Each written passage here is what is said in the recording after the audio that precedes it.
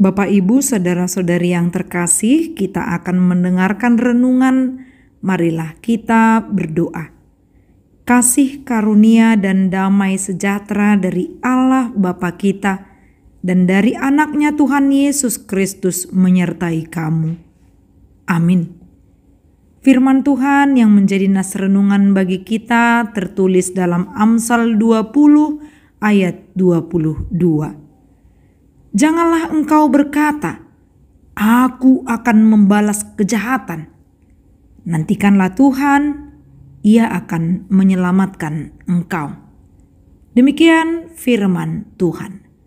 Membalas kejahatan dengan kebaikan. Jemaat yang baik hati, semua orang pasti pernah disakiti dan terluka. Yang membedakannya adalah sadar akan integritas diri sebagai pengikut Kristus. Kristus yang menjadi patron di saat ia dilukai dan disakiti, ia tidak membalaskannya. Itu respon yang patut kita teladani sebagai pengikut Kristus. Mungkin kita saat ini sedang dalam keadaan tersakiti atau terluka karena perlakuan orang sekitar, seperti yang dialami oleh Daud karena Saul. Karena begitu cakapnya Daud mengalahkan Goliat, Daud mampu memimpin tentara Israel. Daud beberapa kali menyelamatkan Saul, menghiburnya dengan kemampuannya bermain harpa. Akhirnya Saul menjadi iri kepada Daud melihat kepopuleran Daud. Saul merasa terancam kekuasaannya sampai ia berencana untuk membunuh Daud. Tentu betapa kecewanya Daud dengan rencana Saul yang hendak membunuhnya. Namun ia tidak membalaskannya. Daud juga punya kesempatan untuk membalaskan kejahatan dengan kejahatan untuk membunuh Saul. Namun tidak mau melakukannya. Di saat situasi itu terjadi, seolah air susu dibalas dengan air tuba, tentunya sulit menerima orang yang melukai kita.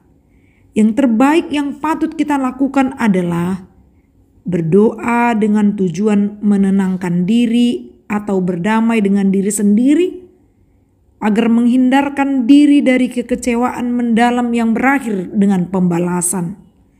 Sewaktu kita tersakiti, terluka karena perlakuan orang lain, itu sudah termasuk satu kejahatan.